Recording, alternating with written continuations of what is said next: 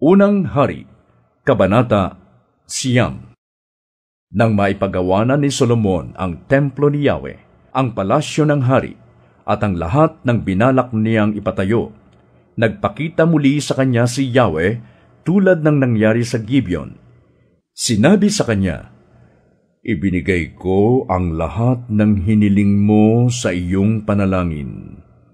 Itinatakda kong sa templong ito na inyong ipinatayo, dito mo ako sasambahin magpakailanman. Babantayan ko at iingatan ang templong ito habang panahon. Kung ikaw naman ay mananatiling tapat sa akin, gaya ng iyong amang si David, kung gagawin mong lahat ang mga ipinagagawa ko sa iyo, at susundin mo ang aking mga utos at tuntunin, pananatilihin ko sa trono ng Israel ang iyong angkan. Iyan ang aking ipinangako sa iyong amang si David. Ngunit kung ikaw o ang iyong mga anak ay tatalikod sa akin at hindi susunod sa aking mga kautusan at batas, kapag kayo'y sumamba at naglingkod sa ibang Diyos, palalayasin ko ang bayang Israel sa lupaing ibinigay ko sa kanila. Itatakwil ko ang templong ito na aking itinuring na banal at itinakdang lugar na kung saan ako ay sasambahin. Ang Israel ay pagtatawanan at hahamakin ng lahat ng bansa. Magigiba ang templong ito, at sino mang mapadaan dito'y mangingilabot at magtataka. Sasabihin nila, bakit ginawa ito ni Yahweh sa lupaing ito at sa templong ito? At ganito ang isasagot ng mga tao, sapagkat tinalikuran nila si Yahweh, ang kanilang Diyos na nagligtas sa kanilang mga ninuno mula sa pagkaalipin sa Ehipto. Sumamba sila at naglingkod sa ibang mga Diyos, kaya pinabayaan sila ni Yahweh na mapahamak. 20 taon ang nagugol ni Solomon sa pagpapatayo ng templo ni Yahweh at ng kanyang palasyo.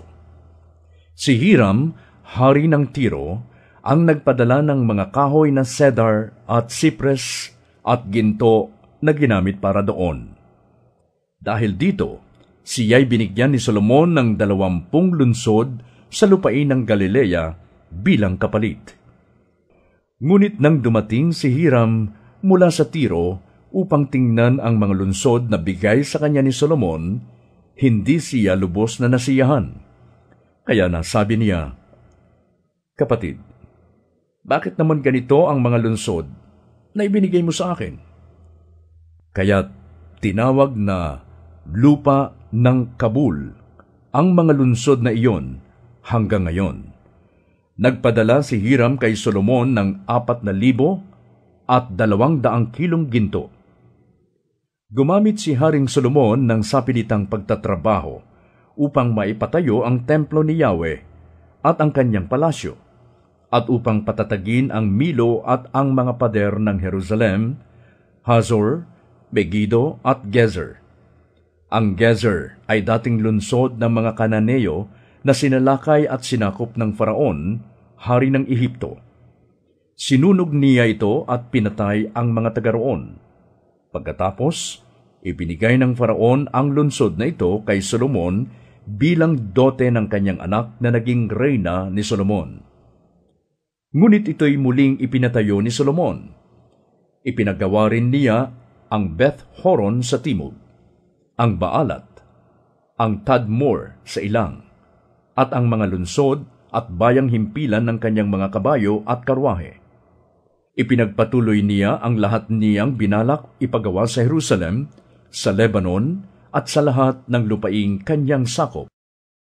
Sa pilitang pinapagtrabaho ni Solomon ang mga Amoreo, Heteo, Perezeo, Hivita, at Jebuseo na nakatira pa sa lupain.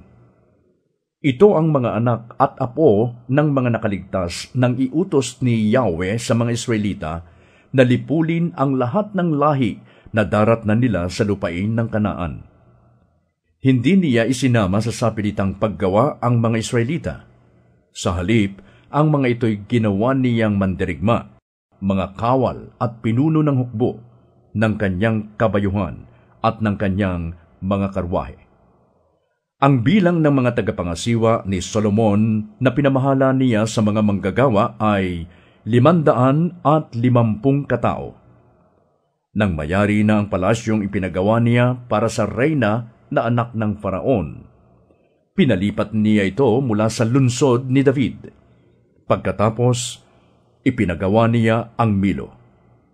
Taon-taon, 3 beses na naghahandog si Solomon sa altar na itinayo niya para kay Yahweh.